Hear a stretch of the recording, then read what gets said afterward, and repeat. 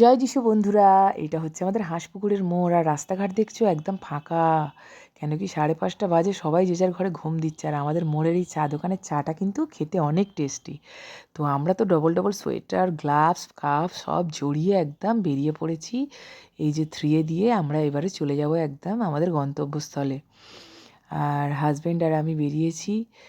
তো মাঝে মাঝে এরম অ্যাডভেঞ্চার কিন্তু দারুণ লাগে। এটা কোনো প্রি প্ল্যান ছিল না, একদম হঠাৎই হাজব্যান্ড ভোরবেলায় ডেকে তুলে টেনে নিয়ে যাচ্ছে আমাকে একটা নতুন জায়গার উদ্দেশ্যে।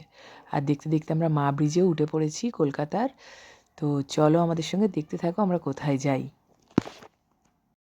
আমরা কিন্তু বলতে বলতে এসেও গিয়েছি। এটা হচ্ছে টিরিটি বাজার, চাইনিজদের মার্কেট।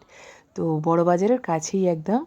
আর এর অনেক ভিডিও দেখতাম। এই যে দেখছো এগুলো কী কাটছে, পর্ক সসেজ কাটছে। তো এর অনেক ভিডিও দেখতাম, কিন্তু আমি ভিডিও দেখে শিখিনি। এই বাজারের গল্প আমি প্রথম ছোটো থেকেই শুনে আসছি আমার বাবার মুখে।